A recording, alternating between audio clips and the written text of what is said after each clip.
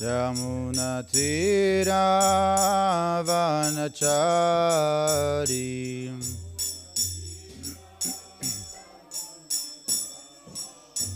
Yamunatiravanachari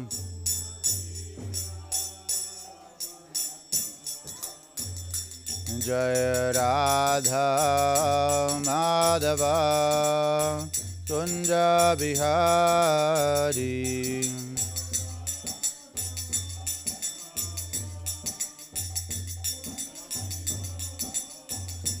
Jaya Gopi Janavalava Girivaradari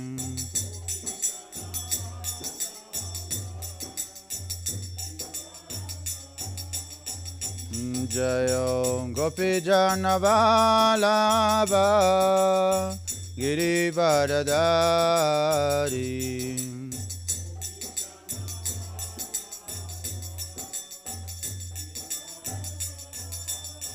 Yashodanandana Brajajanaranjana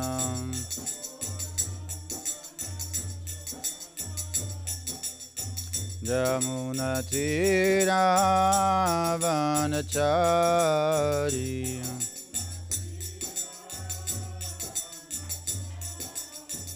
Hare Krishna Krishna Krishna Hare Hare Hare Rama Rama Rama Hare Hare Hare Krishna Krishna Krishna Hare Hare Hare Rama Rama Rama Hare Hare Hare Krishna Krishna Krishna Hare Hare Hare Rama Rama Rama Hare Hare Krishna Krishna Krishna Krishna Hare Hare Hare Rama Rama Rama Hare Hare Jaya Radha Madhava Kunja Bihari Jaya Radha Madhava Kunja Bihari Shri Shri Radha Madhava Ki Jai Grantaraj Srimad Bhagavatam Ki Jai Shri Prabhupada Ki Jai Om Namo Bhagavate Vasudevaya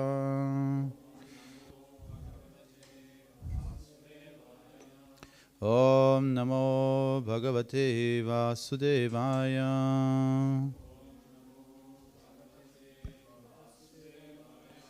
Om Namo Bhagavate Vasudevaya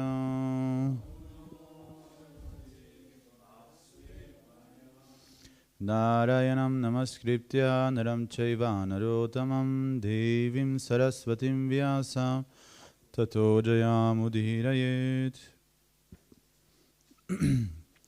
So we are reading from the Srimad Bhagavatam, Canto 3, Chapter 28, Verse 30. Please repeat. Yach Shri Niketam Alibihi Parisevyamanam Yat Shri Niketam Alibihi Parisevyamanam Yat Shri Niketam Alibihi Parisevyamanam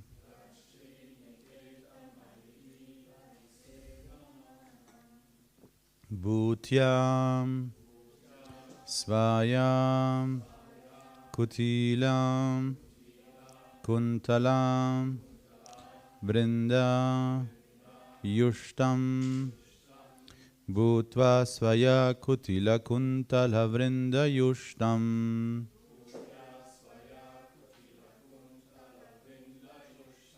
Bhutva Svaya Kutila Kuntala Vrinda Yushtam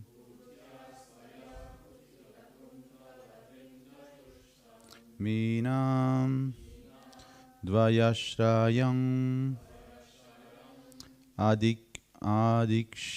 Adikshipat Abjam Netrang Minadvayashram Adikshipat Abjanetram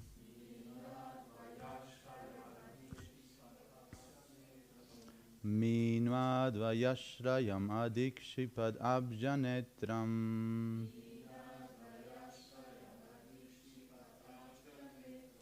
Dhyayen Manomayam Atindritam Ulasad Bhru Dhyayen Manomayam Atindram Ulasad Bhru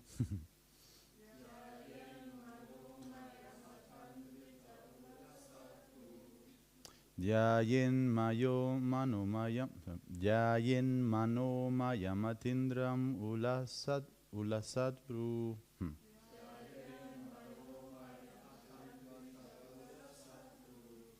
Genau, langes U, Ulasatbru. Yat Shri Niketam Alibi Parisevyamanam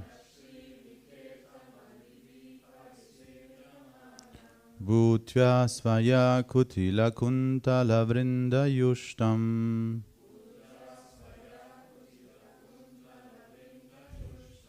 Minmadvayashram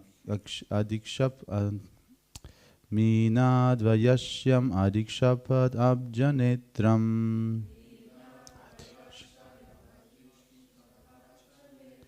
Dhyayen Manomayam Atrindram Ulasatbru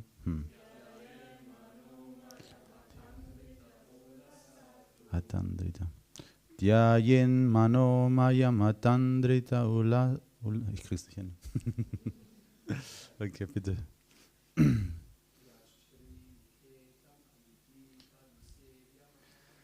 Yat Shri Niketam Alibi Parisevyamanam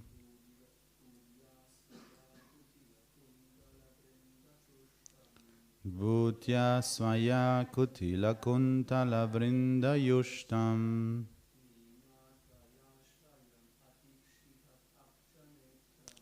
Minadvayashram Adikshipat Abjanetram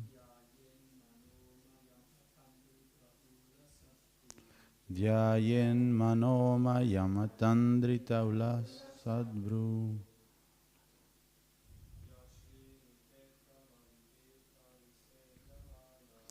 Yat Shri Niketam Alibi Parisevyamanam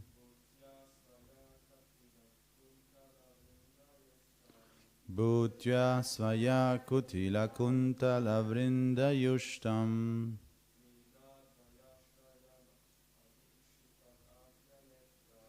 Minadvayashyam Adikshipat Abjanetram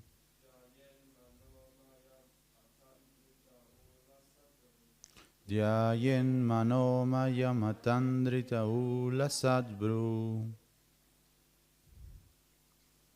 Ladies.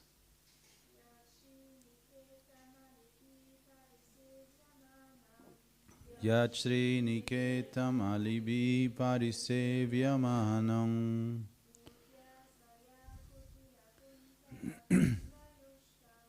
Bhutya Svaya Kutila Kuntala Vrinda Yushtam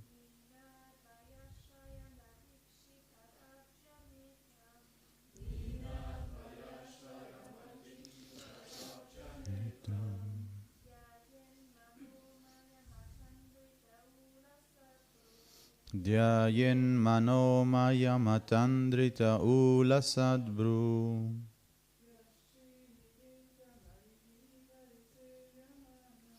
Yat Sriniketam alivi parisevyamanam.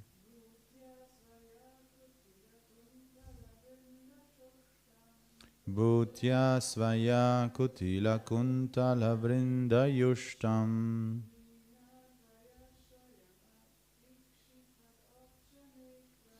Minadvayashrayam adikshipad abjanetram.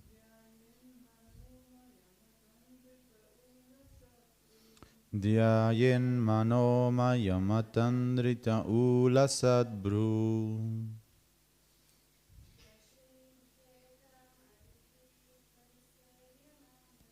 Yat Sriniketam alibhi parisevyamanam.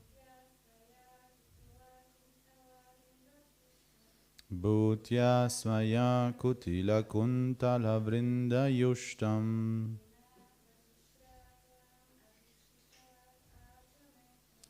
Minadvayashram adikshapad abjanetram. Dhyayen manomayamatanrita ulasadbru. Noch jemand? Anybody else? Word by word. Yat, which face of the Lord?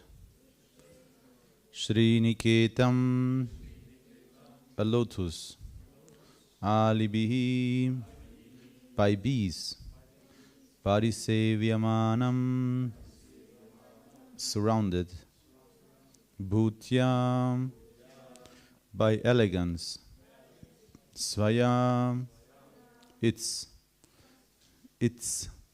Kutila, curly.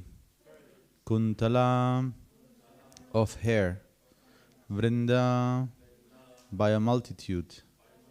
Yushtam, adorned. Meena, of fish. Dvaya, a pair. Ashrayam, dwelling. Adikshipat, putting to shame. Abja, a lotus. Netram, having eyes. Dhyayet, one should meditate on. Manamayam, formed in the mind.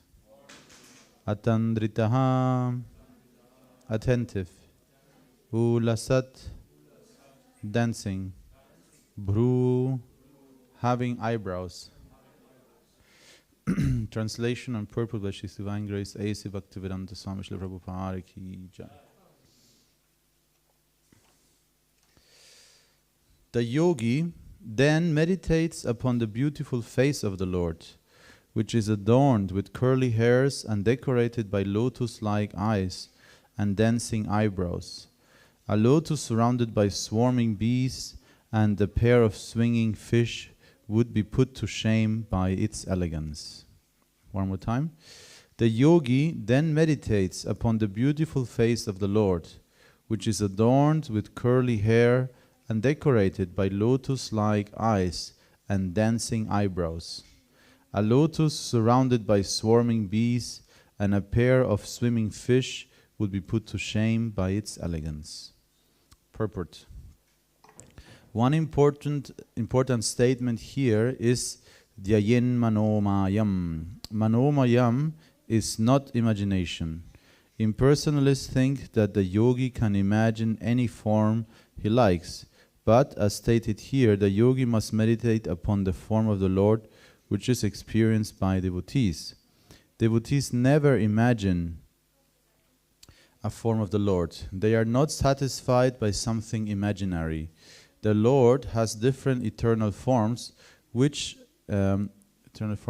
devotee likes a particular form of the Lord and thus engages himself in the service of the Lord by worshipping that form. The Lord's form is depicted in different ways according to scriptures. As already discussed, there are 8 kinds of representations of the original form of the Lord. These representations can be produced by the use of clay, stone, wood, paint, sand, etc., depending upon the resources of the devotee. Manomayam is a carving of the form of the Lord within the mind. This is included as one of the 8 different carvings of the form of the Lord. It is not imagination. Meditation on the actual form of the Lord may be manifested in different manners, but one should not conclude that one has to imagine the form. Imagine a form. There are 2 comparisons in this verse.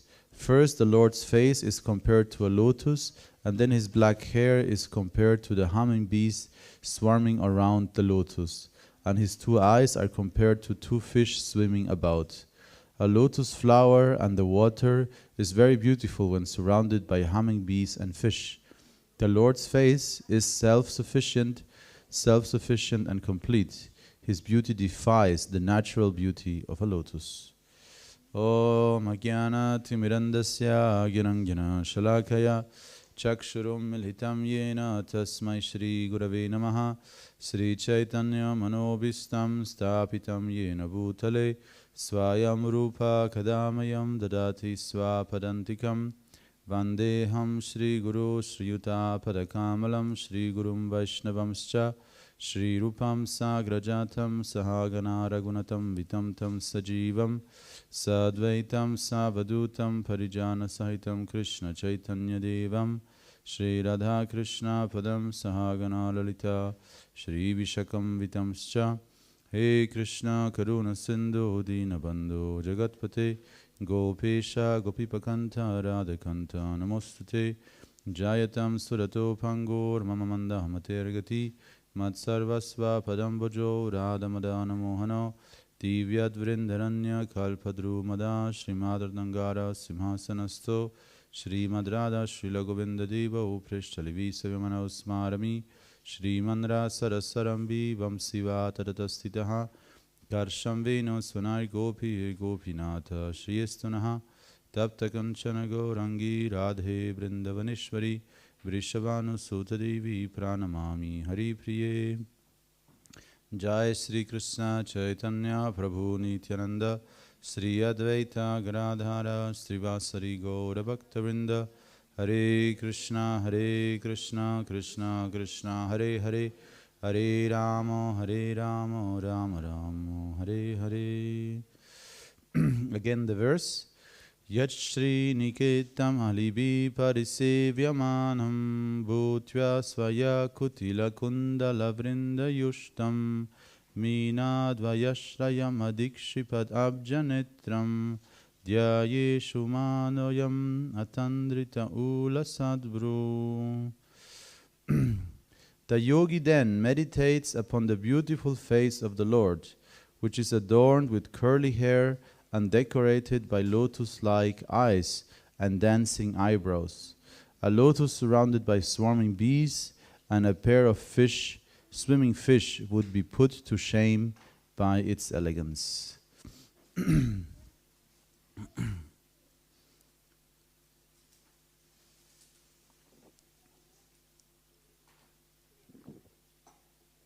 So in this section of the Bhagavatam, we have this consecutive description of the form of the Lord, beginning from the very bottom of the sole of his feet. First, the sole of his feet are described with all the auspicious markings on his lotus feet. And there is a few books describing in great detail what the meaning is of each one of the items that are visible on the lotus feet of Krishna. And in one lecture, Ramananda was talking about the elephant joke that was also mentioned. So there's this, tool, which is like a rod with a hook at the top that you use to control an elephant. So when people want to control a bull, they usually have a ring in the nose, But with an elephant, you need something a little bit more drastic. So this rod represents how the Lord actually pulls us, out of material existence into His transcendental realm. So this is, and like this, each one of the items on His lotus feet has a very specific, deep meaning. There are on each foot different symbols. And like this meditation began for the yogi, consecutively beginning with the foot, soles, then the nails, the legs, the thighs, the waist, the abdomen, the chest, the arms, and now finally we have reached the face of the Lord. And Srila Prabhupada is mainly focusing on the word Manomayam. So in the word by word, it's translated as where is it? Manomayam. Formed in the mind. Formed in the mind. So, and very strongly Prabhupada is pointing out that this is not imagination. So, Manomayam is not imagination. Even it sounds like it. Mana, the mind, Maya, illusion or imagination. But Srila Prabhupada is saying Manomayam is not imagination. Manomayam is one of the 8 or 9 8 kinds of representations of the Lord. So we can make a deity of the Lord out of different items, different materials depending upon the resources of the devotee. Srila Prabhupada is saying. So I remember when Kripasundar Prabhu first joined our temple, the resources he had to make a deity were Joghurtbecher and Salz, Pfefferstreuer, und and he made out of this Jagannath deities. And they were standing in the prasadam room, and they were really nice. You could really recognize them at first sight. It was Jagannath, Baladev, and Subhadra. So with the resources he had, he made Jagannath deities. And it's mentioned you can be clay, it could be stone. So clay deities are very common in Bengal, especially nowadays because after the invasion of Bengal through many different Muslim invaders and also rulers who'd ruled this area for many, many years, all the traditional, you could say, carving of deities went completely lost. So the only thing that remained was clay deities. Clay deities you can make very easily. They just take some straw and make a form, and then they make a nice form of clay. They make puja, and when the puja is done, they put the deity into the Ganges. So no problem. So clay deities are very common in West Bengal, many other parts of India also, but especially in West Bengal, they are very, very famous, the clay deities. And also Bhaktisiddhanta Maharaj used this tradition to make his very famous exposition. I forgot, what was the name of this exposition? Bhaktisiddhanta Maharaj organized near the Victoria Memorial in Calcutta, the Maidan. It's like a big meadow next to this, monument for Victoria Memorial, for Queen Victoria back then in colonial India. And there he organized this huge exhibition with cultural aspects of all the different states and parts of India. I think it was called the Bhagavatam exhibition. You remember? You can read it in the Bhaktisiddhanta Vaibhava by Bhakti Vikash Maharaj. Very nice books. And there he had this like very cultural event, surrounding, and in the center of this cultural event with different aspects of culture from all over India, he had this Bhagavat exhibition, and out of clay, they made the entire Bhagavatam, all the stories from the Bhagavatam. And Bhaktisiddhanta Maharaj strongly talked about it, dioramas, to make dioramas. So all the temples, even nowadays, if you go to Gaudiya Math temples, many Gaudiya Math temples have these dioramas. It's like 2 relief, not like full relief, but half relief depictions of the Leelas. Not just paintings, but bas relief, I think it's called, bas relief. Depictions of the different stories of Chaitanya Mahaprabhu and Krishna Leela. Many Gaudiya Math temples still have it. And Srila Prabhupada also sometimes talked about it. And interestingly, in New Brajadama in Hungary, they have executed it also. They've made really nice dioramas all surrounding the main walls of the temple room. Also paintings, of course. But this is the traditional, you could say, way of constructing temples. That the temple is not just, some structure and then inside there's the deity.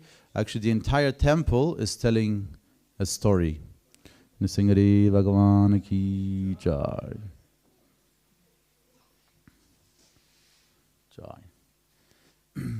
The entire temple is telling a story.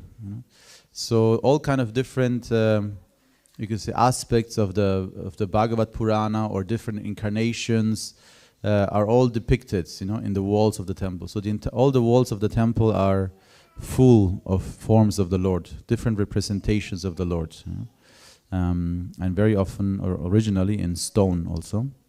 So stone deities, our main deity, the Mula Murti, the big Nrsimha Murti here, is also made out of stone. And generally stone deities are supposed to be deities that are not moved. They are, I think, achala.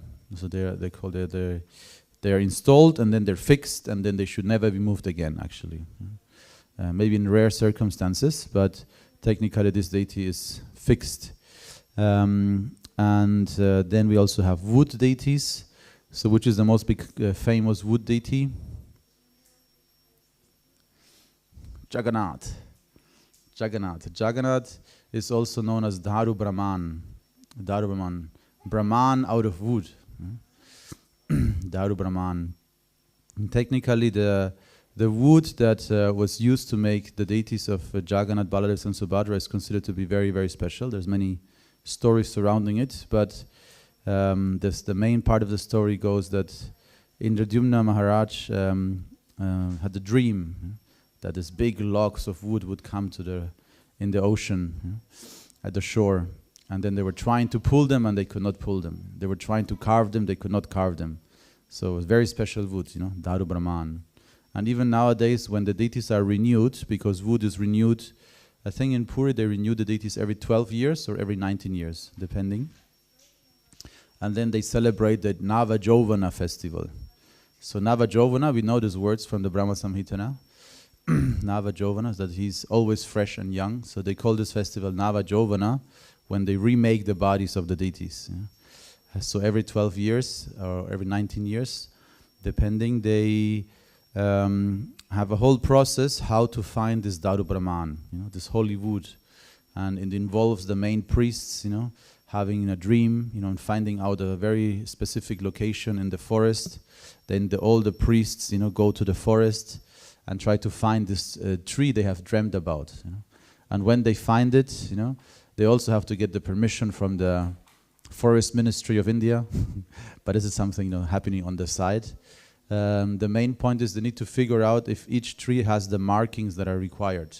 So the tree for Balaram needs to have a cave inside where a serpent is living, because Balaram is Ananta Shesha, and also the deity of Balaram has a snake, carved in the back. So only if you find this tree with the specific markings, specific qualities, and a snake is living inside, then they know, okay, this is the right tree. And for Jagannath, it needs to have the chakra, and the shankha, visible on the bark. Like that, they find this, very special wood, and then they, make a puja. They cut the tree, and then they transport the tree in a procession, and bring it back to Puri, and then the new deities are carved out of this wood. And it's a very elaborate process. They make first the basic form of the deity, and then they put 7 layers, of different herbal pastes and silk cloth, representing the 7 layers of skin, and then the deity is painted. And I met one of these priests or this family of devotees who do this service, and he had some maha from the previous deity, some of the skin of Jagannath, this very fragrant, camphor and herbs, with silk, very, very special. So in this way, the form of the Lord is, represented in wood, Jagannath is the most famous deity of wood, but of course also Gornitai deities, are made out of wood sometimes. And there is a very interesting section in the Shikshamrita when Srila Prabhupada talks about carving deities. And he also recommended that we should, when we carve deities of Radha and Krishna, we should use, a very dark cedar-like wood for Krishna and very bright orange, yellow wood for Radharani. So we could also carve Radha Krishna deities, in this way, using the natural colors of wood. They're very amazing, precious woods, that have very strong coloring.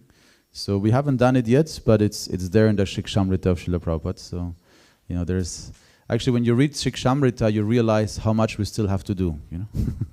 There's many interesting instructions Srila Prabhupada gave that we haven't even begun, executing. And then paint, of course, you can also make a deity out of paint, like we worship Panchatattva here, which is a printed, painting of Panchatattva. But also in some places in India, like in Karnataka, they have this very beautiful Carnatic drawings of Krishna and Ramachandra. Especially also, like today is Diwali. For Diwali they make these very beautiful paintings of Ramachandra, how he returns, back to Ayodhya and is in the Raja Puja or Raja Abhishekam. He's coronated. And the paintings are decorated with real gold ornaments, So they make a painting, and then all the ornaments out of real, they put them in real gold on top of the painting, and then this painting is, worshipped. Any painting of the Lord can be, worshipped just like a deity. Then sand, making deity out of sand. In Govardhan Puja is also very common in India. They make out of sand or earth and cow dung. They make this, deities, lying on the floor of Giriraj. Or also we hear about the gopis. They made a deity of Katyayani out of sand, and they worship Durga Devi to get Krishna as a husband. So these are temporary deities, that you fashion out of sand, you worship, and then it dissolves again. And of course the last one, Manomayam.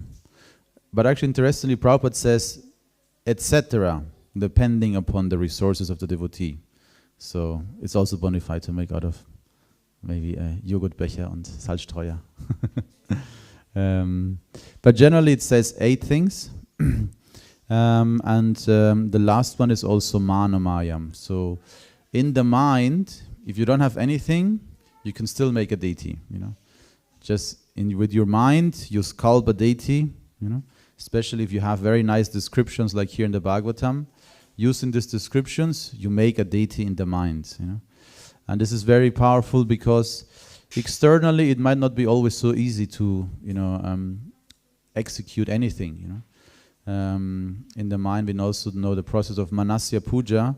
When we do Manasya Puja, you can imagine anything, You can imagine that you are in the Ganges and are collecting water in golden pots to bathe the Lord, And then you're bathing the Lord, with golden pots, And then you cook a huge feast, You imagine a big garden, you have all the vegetables, You can imagine. And you use all of this to worship the Lord. There's a very interesting story about where a king has this dream, or has this message somehow reaches him that a big temple will be inaugurated, a big temple will be inaugurated. So the king goes with his entire army, to this temple inauguration, in the supposed area where the temple inauguration will take place. And somehow he arrives there and he sees nothing, There is no temple, no big construction site, nothing, But he had this very clear dream, very clear indication that he should go there. There will be a big temple inauguration. So he's very surprised and confused. And then he meets this Brahmana. And this Brahmana is making a temple inauguration in his mind.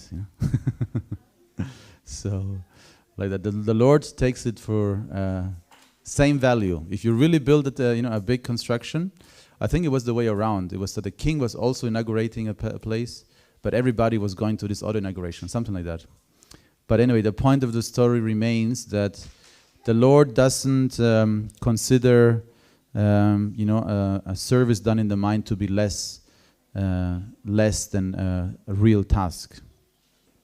And anybody who is an artist knows that in your mind you can make something, you can have a very nice idea what you want to, paint, or some artwork you want to do, but when you actually try to do it on the paper, it doesn't look so good. It happened to me many times that I had a very amazing idea, a very clear vision what I wanted to make, and when I put it in paper, it didn't look the same anymore.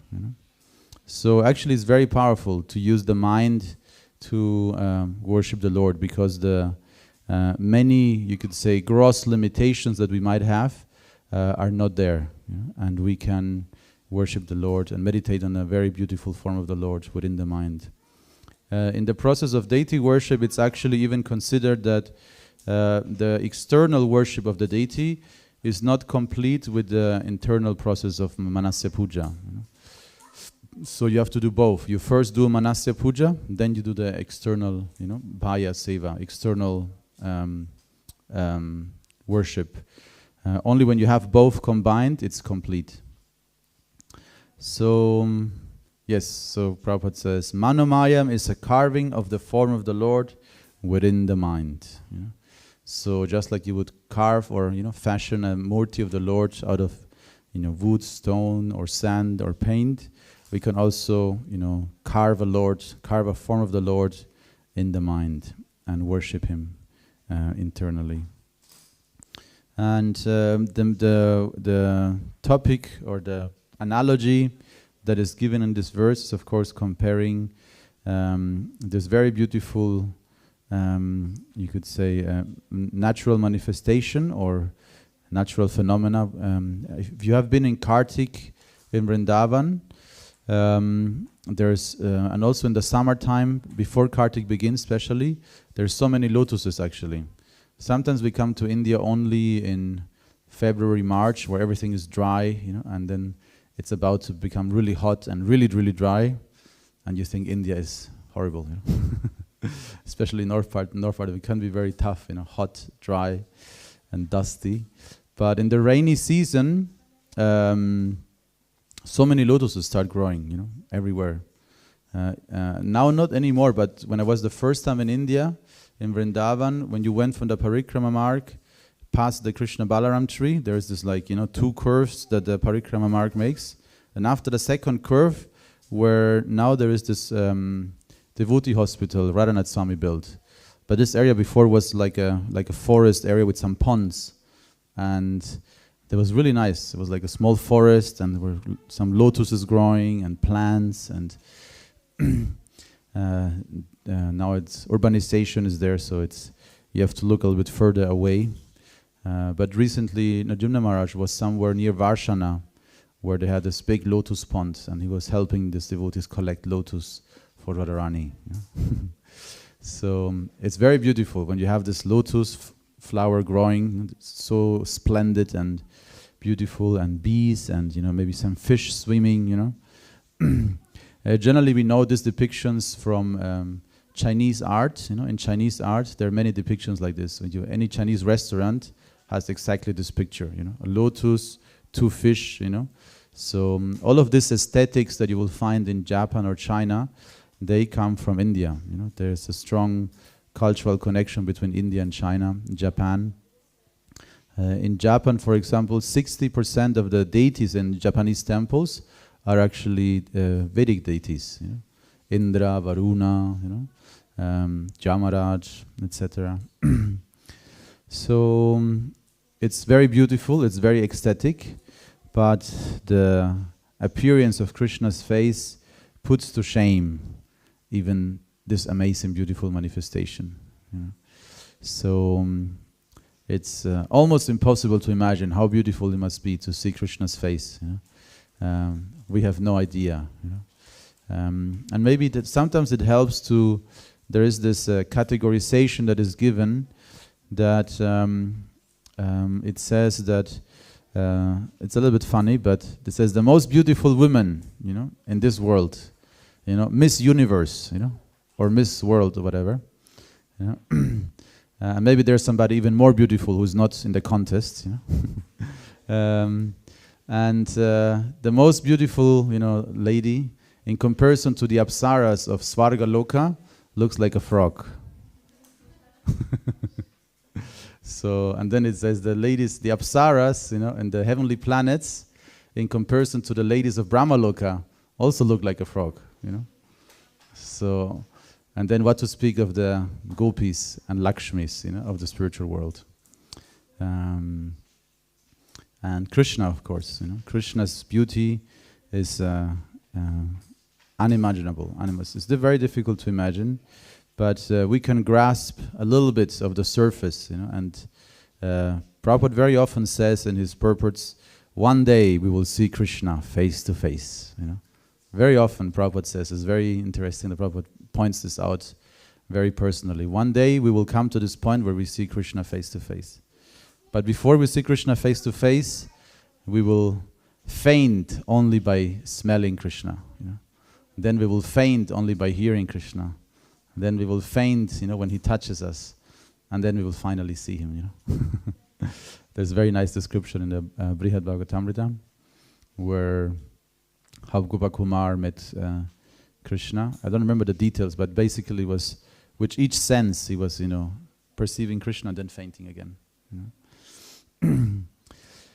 So, yes, we are very blessed that we can have this, incredible, personal, beautiful descriptions, because this Krishna consciousness or the Bhagavat tradition is not at all impersonalist. This is the opposite of impersonalism. In impersonalism, such descriptions are considered to be basically almost distractions. And there's this very famous story of Ramanuja Acharya and what was the name of his first teacher in Kanchipuram? Prakashananda? No. Prakashananda was in Chaitanya Lila, no? Ramanuja Acharya and I forgot the name of his teacher now, unfortunately. But his teacher, he was his first teacher was a Mayavadi. But he was his disciple and he was serving him. And one time he was massaging his legs, and then his teacher was giving a commentary on one of the verses of the Bhagavatam, where a very beautiful description is of the face of the Lord, And then the analogy he was giving was horrible, He was, basically saying that the face of the Lord is similar in color to the back part of a monkey. So this is the tendency of the Mayavadis. They are envious and they try to show that it is it's just a material form, just like any other material form. And then Ramanujacharya started, crying hot tears, very hot tears. So it says when you are happy, you have you cry cold tears. If you're really happy to see somebody after a long time, the tears are cold. But if you're crying out of anger, the tears become hot. Hot tears. So very hot tears started dripping, on the leg of his teacher, and he was surprised and shocked. And then Ramanujacharya, gave his commentary, and completely baffled, his teacher. Ultimately, his teacher became a devotee, he became his disciple. But in the beginning, he was a Mayavadi, and he was degrading, these beautiful descriptions.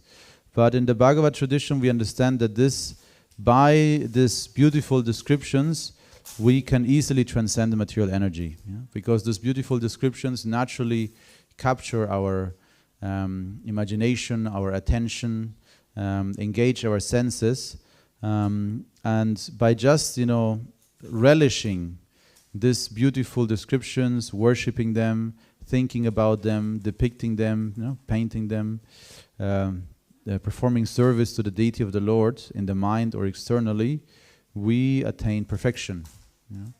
So all the senses are engaged. We're not trying to suppress the senses. We're not trying to suppress anything. In the contrary, we're trying to show how the senses can enjoy to the fullest. This is the idea of the Bhagavad tradition. Other traditions try to negate the senses. We also have to control the senses, but the best sense control is not mauna. Is not to be silenced. The best sense control is to sing loud. The best, it's not. We don't close our eyes, and try to think on nothing. No. We meditate on these beautiful depictions of the Lord. So all the senses can be engaged in the service of the Lord. So today is, of course, a very special day. Today is Amavasya. It's a new moon, so it's a very dark day. And also today we're having, I think, between 11 and 1 o'clock, something like this. We have a solar eclipse also. And solar eclipses generally are not considered to be auspicious because the sun becomes partially or completely dark. So this time it's going to be only a partial eclipse. But Amavasya is, of course, new moon. So new moon is very dark. It's a dark night because there's no moon whatsoever visible. As opposed to full moon, Amavasya and Purnima. So Amavasya is new moon, Purnima is full moon. So this is always 2 weeks apart. And in one such night, many things happened. So there's many stories, but the main story that Prabhupada also points out is that Sri Ramachandra returned from exile. So Sri Ramachandra is in Treta Yuga, the incarnation of the Lord, and he appeared with his 4 manifestations, with the Chaturvyuha. So Ramachandra is Vasudev, and Lakshman is Sankarshana, and Bharata and Shatrughna are Aniruddha and Pradyumna. So these 4 manifestations of the Lord always reappear, in different, circumstances. And if you read the Ramayana, you know the story, but I'll still shortly tell the story. So Sri Ramachandra is known as Maryadama Purushottama. So Maryadama Purushottama means he is the role model of human behavior, selfless behavior. And sometimes it might seem that he was not at all behaving, nicely, but it was not because he was selfish. In the contrary, he behaved as selflessly as possible, and even it was very painful and horrible, still he always upheld dharma and duty. For example, even he was already crowned as the Prince Regent, means the future king. So when somebody is installed as the Prince Regent, means the prince will now become the king, just before coronation. And the entire city of Ayodhya was celebrating, all of Ayodhya was celebrating because Sri Ram lived in Ayodhya and had a very strong bond with each and every devotee resident of that city. The entire city was surrounded, around Sri Ramachandra. A very pious, a very beautiful, Vedic, transcendental city ultimately. And many special deities also are described that were worshipped in this city. Even Ramachandra himself worshipped this very famous deity of Vishnu, which was worshipped in the house of Dasharat. And then in the night before his coronation, conspiracy took place. A conspiracy took place. And Mantara, the servant of Kaikeyi, the youngest and favorite queen of King Dasharat, she poisoned Kaikeyi's mind. She was decorating herself and preparing herself for the coronation the next day, and she said, "What are you doing? How can you be happy? Don't you see what's happening?" And she's like, "Why? We're all celebrating Ram's coronation tomorrow." "Oh, you are such a naive girl. You don't understand politics. As soon as Ram will become the king, you and your sons will be neglected by the king, you know. He will be predominant, you know. And she poisoned like this her mind, and she was afraid, you know. And then she said, what can I do? I said, well, you have 2 wishes, you know, still free. You know, the king gave you 2 wishes. Because Kaikeyi actually was a warrior princess, and she rescued Dasharatha, you know, her husband, in battle, you know, one time. So Dasharatha said, you have 2 wishes. And she said, okay, I don't have any wish now. I'm completely happy. Maybe in the future I will use them, you know. So Manthara said, now is the time to use those wishes, you know. And she also told Kaikeyi what she should wish, you know. So Kaikeyi went into the chamber of lamenting. So traditional palaces had a special chamber for lamenting, you know. So if you really wanted to lament, you went to this chamber.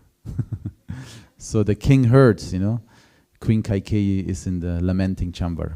So what's happening, you know? So he went to the lamenting chamber, and he met Kaikeyi there in a very, you know, wretched condition.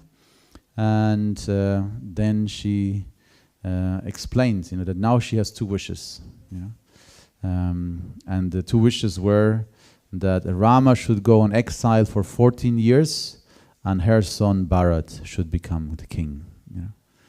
And Dasharath was devastated, you know. But he was a righteous king, and he knew that he had to upheld his word. You know, he gave 2 wishes, so he had to grant these 2 wishes. But even at one point, Dasharath said, "No, you know, this is evil. This is not right. I don't care about my word.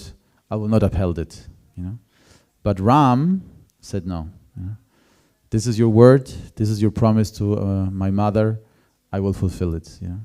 So Ram was, even it was, you know, not good for him, he was willing to, you know, take this painful order, you know, of his father. Even it was not really the wish of his father, still it was a promise, you know. This is what you can see in the Mahabharata or Ramayana in Vedic times, and even not too long in the past, also in the Western world, the value of one's word was very high, you know.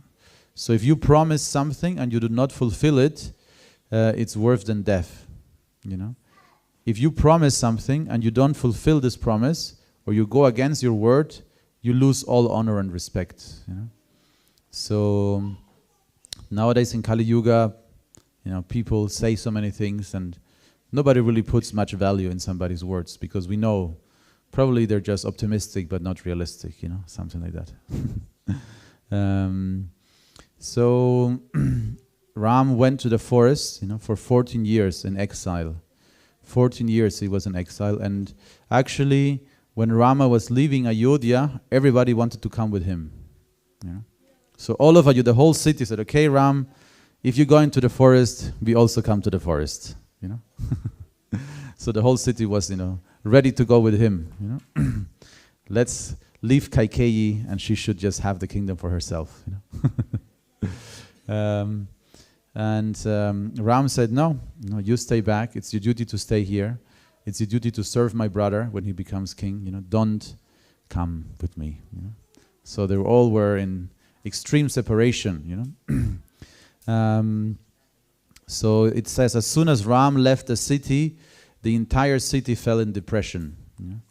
And before, Ayodhya was every day decorated. You know, every entrance of every house was decorated with mango leaves and banana trees and flowers. You know, paintings, Rangoli paintings were made in front of every entrance of every house. If you go to India, you will see this is still very common in many places, that Brahminical families or also some other communities, every morning they clean the house entrance, they wash it, very often also with fragrant water, you know, with rose scent or something like that, or sandalwood water. They wash the entire, you know, entrance area. They put this, you know, mango leaves, and then they paint these beautiful Rangoli mandalas, you know. And this is by tradition has been, you know, handed down. But all of those traditional patterns are actually mathematically very difficult to execute. But because it's tradition, they just very easily, you know, with rice flour, make these very beautiful patterns. And then they often also put diyas, lamps on the side of the entrance. And this was done every day, in Ayodhya, every day. But when Ram left, nobody felt inspired to even leave the house. So the city, the whole city fell into depression, became dark, it became dusty, and you could barely find somebody. You really had to look for the people, who were hiding in their houses. Everybody was very, very sad. And when Bharata came back and was supposed to take the throne, he was very angry because he did not want the throne from his brother, actually. It was a miscalculation of Mantra and his mother. So he actually arranged for all the citizens of Ayodhya to go to the forest and bring Ram back. So they went to the forest, and this was just shortly after Ram left, a few weeks. They went to the forest, and Lakshmana was thinking, now Bharata is coming. He wants to finally, he wants to challenge Ram, kill Ram, so he can have, without disputation, the throne for himself. But Ram said, no, Bharata is not coming in that mood. He came next to the royal elephant because they brought the royal elephant. It says it was a very beautiful, big, white elephant, with a big white umbrella on top. This was the royal elephant of Ayodhya. But nobody was sitting on the elephant. Haribol. So nobody was sitting on the elephant because they wanted Ram to mount the elephant and come back to Ayodhya. And then it's a very interesting part of the Ramayana, because all the citizens of Ayodhya tried to convince Ram to come back. All the citizens of Ayodhya, each one of them, and all of them have a different argument. So the rishis and the brahmanas, they try to explain philosophically, when it makes sense to follow instruction and when not, etc. And they try to convince them, with this instruction, of your father was not taking, under the right circumstances, you can come back, you can be the king, But Ram will not. Was very simple, and very simple, and you could say he did not try to twist, the situations with some logic, for his benefit. And then all the different castes, the workers, the artists, they all may perform songs and try to convince them, you have to come back, And even Kaikeyi herself, she repented. She said, I'm really sorry. I don't know why I say that, but I think now it's better you come back. And then Ram said to Kaikeyi, in confidence, that this is a lila. You have no guilt. So Kaikeyi is not at guilt. It's a lila, and for the purpose of this lila, you were covered by Maya, by Yoga Maya, and you performed this. But actually, you are my great mother. I love you. I respect you. So not even Kaikeyi could convince Ram to come back. He had a very clear mission and vision, and also for him it was the promise of his father that he had to absolve. So he had to do it. There was no way anybody could convince Ram to come back. So Bharata said, okay, if you don't come back, I will take your shoes and install your shoes on the throne. So Bharata took the shoes of Ram and put them on the throne, and he himself moved outside of Ayodhya, in a small settlement, like a village. And he was sleeping for the 14 years Ram was gone, in a hole in the floor.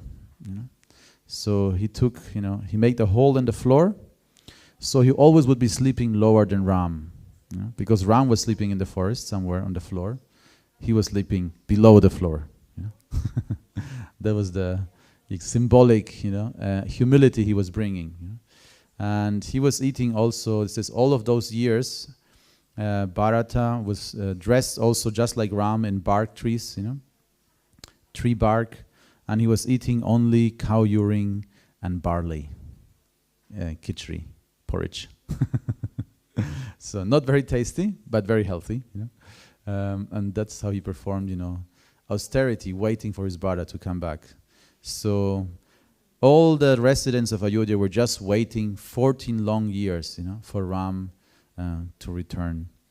And Diwali is the day when he returned. So actually it says that Bharata, when he wanted to bring Ram back, he built a a road from Ayodhya all the way to the Ganges. A very long road, And the idea was that Ram should, take this royal road to return to Ayodhya. But for 14 years it was not used because Ram did not return. But when the 14 years were over, and it's a long story what happened in those 14 years and all that Ram accomplished. But when finally this saga was over and Ram was returning, then the entire city of Ayodhya, the 14 years they had not decorated the city, 14 years they had not, lit any diyas or lamps. They, caught up with all of this and did the most spectacular welcoming ceremony for Ram. So the entire city, it says, was decorated with lamps. And even nowadays it's very common in India to make this beautiful rangoli mandalas, for Diwali. So we can only imagine how splendid, Ayodhya was decorated when finally Ram returned and was coronated again as king. So Deepa Dana or Deepavali, Diwali. Dana means Deepa Dana means that you offer lamps. Dana means like it said with Dana Patra, where you offer donations. So you can also do Deepa Dana. You bring a lamp and you offer to the Lord. So tonight we will decorate the temple with many more lamps. And if you have some teelichter or any ghee diyas you want to light, you can bring them and we will light them for the evening arati. Okay, are there any questions, comments? Yes.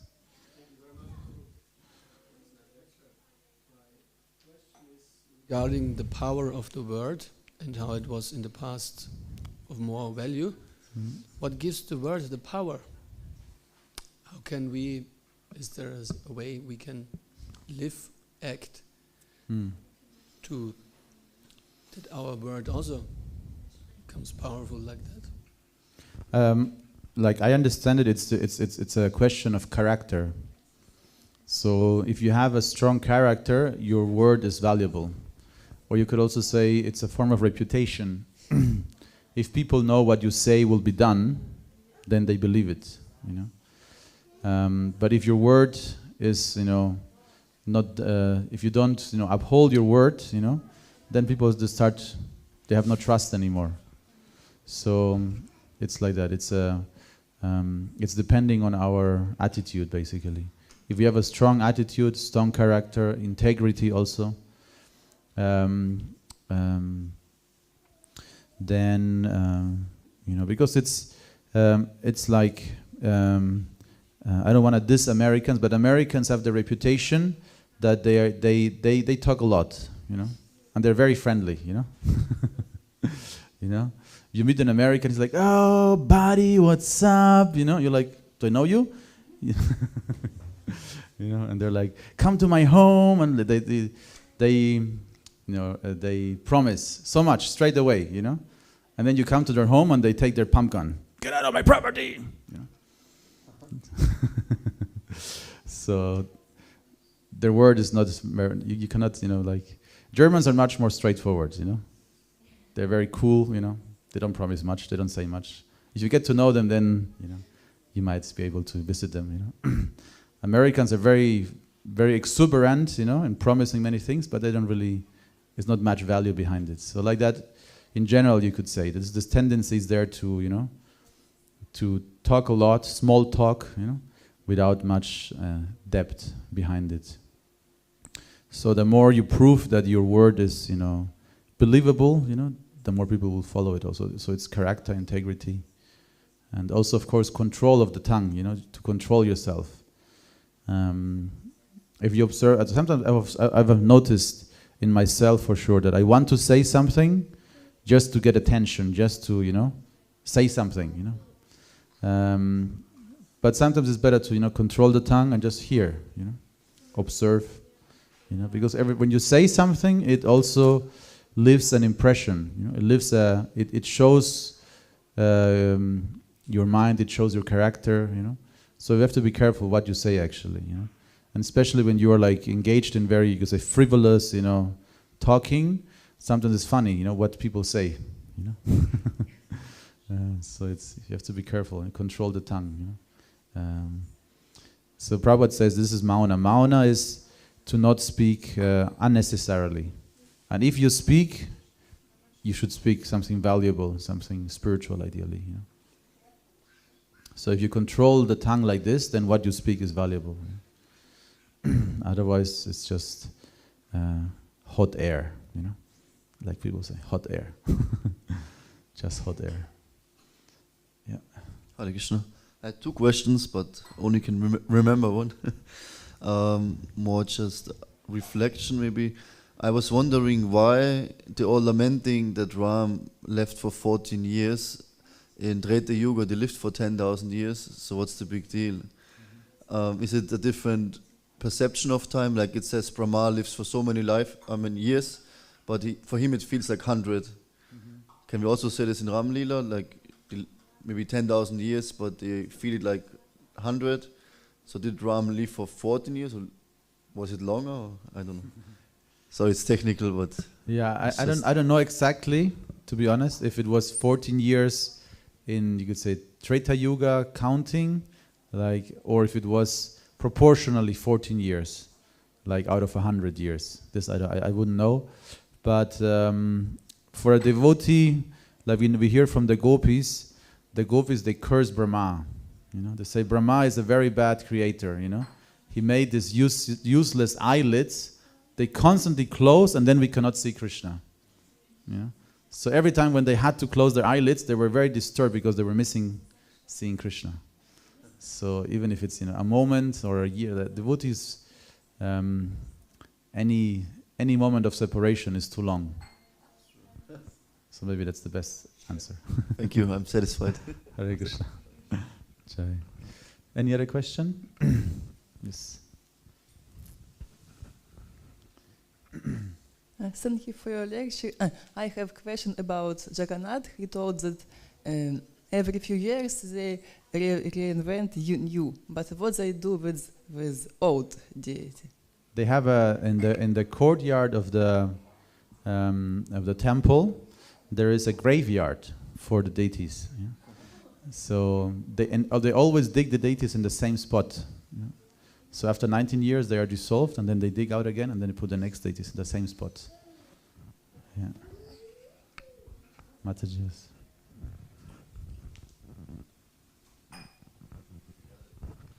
I want also to ask about how many years. When Rama killed Ravana, he gave Sita freedom, and they sit in Pushpaka, and they fly to Ayodhya immediately, and they were in a hurry to reach Ayodhya. Does it mean that it took Rama 14 years to free Sita? She was 14 years living in Lanka between Rakshasi, or I misunderstood something. Yeah, no. They spent the first 13 years in the forest. So they were first in Dandakaranya forest, and then there were a few forests, I think 3 or 4 forests. They spent time, and then they settled down in one forest for many years, and actually had a very nice exile in the forest. And in the last year, that's when the whole drama unfolded. Yeah. I wouldn't know exactly, but it all happened in the last year. So less than a year. And then Rama, first he was looking himself alone with Lakshman, and then he met Sugriva, and then they were looking in all the 4 directions, and then they figure out, with the help of Sampati. Sampati is the brother of Jatayu. He told, he went to Lanka, and then they all gathered and went to Lanka. But it was all in the last year, yeah. And then, like you said, there's a very nice episode about the Pushpaka Vimana, because Pushpaka Vimana is actually the airplane of Kuvera. So Kuvera is the brother of Ravana, and Kuvera is, of course, he's the treasurer of the demigods. Kuvera, very wealthy. He's always depicted being a little bit chubby, well fed. So Kuvera had this very amazing Pushpaka Vimana, which basically literally means like a lotus airplane. And this Pushpaka Vimana had this unique quality that it could adapt in shape and size depending how many passengers it needed to transport. So when only Kuvera was flying with it, it was relatively small. But when Ram returned to Ayodhya, he first of all he revived all the monkeys who had died in the battlefield. So all the monkeys came back to life. And then he took all of the monkeys, which were quite a lot, in the Pushpaka Vimana back to Ayodhya. So it's described how the Pushpaka Vimana expanded in all directions. So this is the traditional Vedic architecture is built like this. Just like in nature, we have this, what is it called? I forget now the word. But something like fragmentic division. But when you have a plant, it reproduces the same pattern and grows and grows and grows and grows. So Indian temples are also built like this. You have this main shikara, the main tower, and then a smaller version of this tower is on each side, and then a smaller version on each part. So it's all fractal division, it's called. So in nature, everything is fractally divided.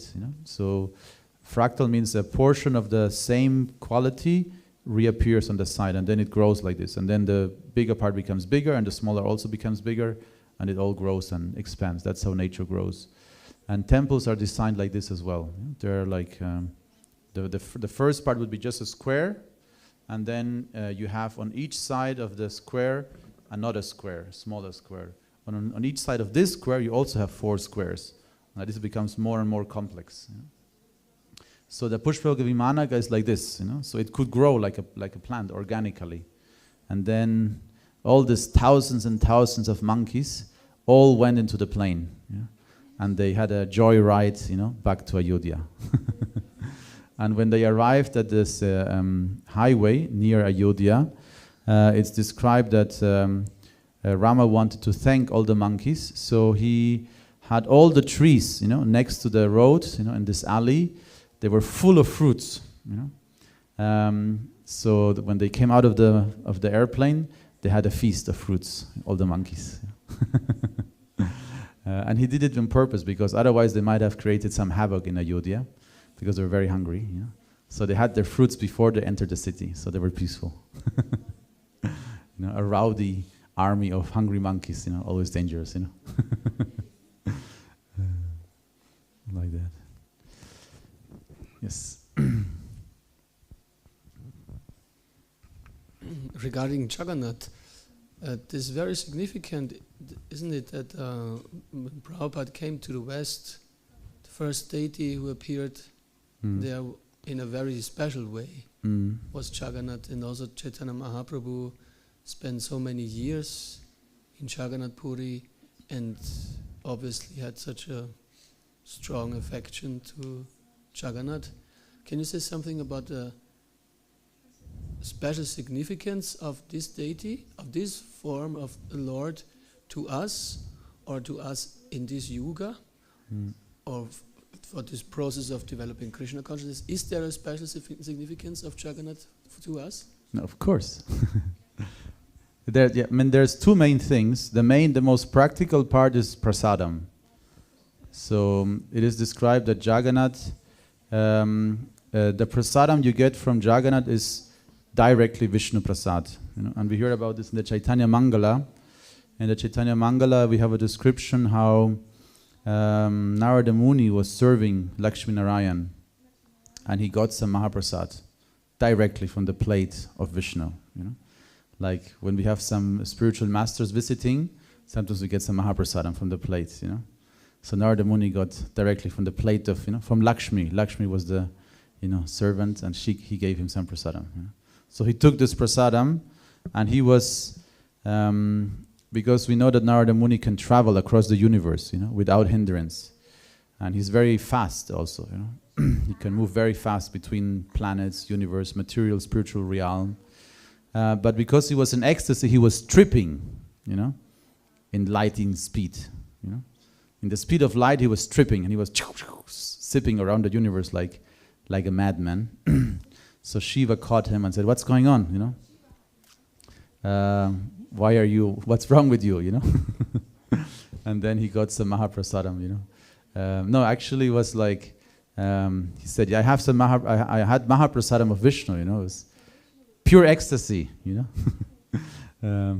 So Shiva said, "You have something left for me?" I was like, "No, I'm sorry, I ate it all, you know."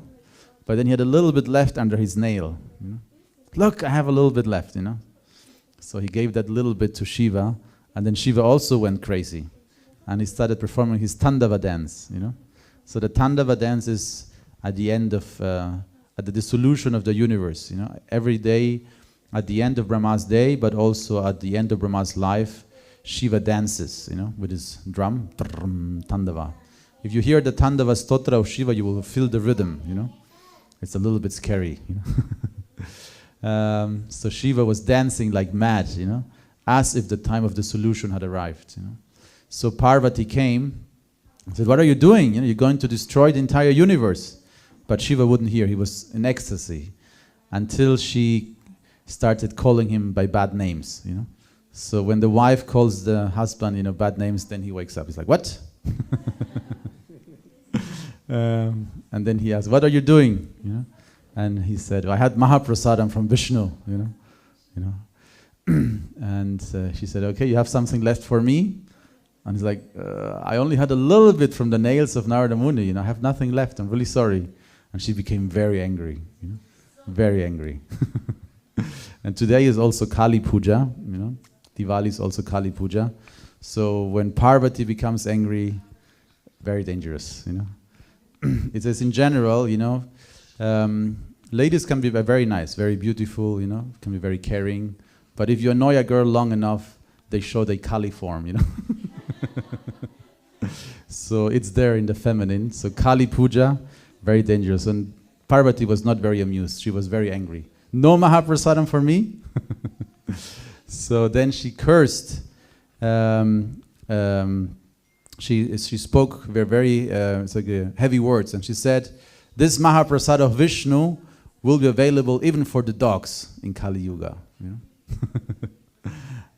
And then Vishnu appeared and said, "Yes, that will be true. You know, in Kali Yuga, I will appear in Nilachala, Purushottam Kshetra, and my Mahaprasada will be ready, available for everybody, and it only will become fully Mahaprasadam after it has been offered to you." You know? So therefore in Jagannath Puri we have the main temple of Jagannath, and inside of the temple there are many other deities, but also there is the main shrine inside, is the second main shrine is Bimala Devi. So Bimala Devi is a form of Durga. You know? And all the Mahaprasadam is offered first to Bimala, and then it becomes Mahaprasadam for everybody else. So Bimala gets, you know, all the Mahaprasadam now. From Jagannath directly. And we of course know that at Bhaktisiddhanta Maharaj brahmachari name was Bimala Prasad. You know? So that's the name Bhaktivinoda Thakur gave to Bhaktisiddhanta, Bimala Prasad, and that is, you know, in connection to this entire story. So yes, it says in Kali Yuga, and it's also described, I forgot the details, but it's something like that Jagannath is the deity of Kali Yuga also. And we can get direct Mahaprasad from, it's considered to be directly Mahaprasad, Vishnu Mahaprasad. Very, very special. So this is the main, you could say, maybe most obvious part, you know, that our movement is, you know, we're known as the kitchen religion also. And most of the first devotees, they joined because the halava was hot and steaming sweet, you know. So the halava made so many devotees, in general the prasadam. And it's a very powerful weapon to distribute prasadam. But of course also there's a deeper understanding, you know, because Jagannath is Mahabhava Prakash, you know, the form of Jagannath as we see it is Krishna in full ecstasy. You know? So and this is very deep. This is very, maybe not so easy to understand, but that's the mood of Chaitanya Mahaprabhu, you know, in Jagannath Puri also, Viraha Bhava, separation. Because of the pain of separation, there are all kind of ecstatic manifestations and bhavas the Lord manifests. And Jagannath is Mahabhava Prakash, the most amazing manifestation of pure ecstasy, bliss, that the form completely changes, of the body. Yes. Hare Krishna.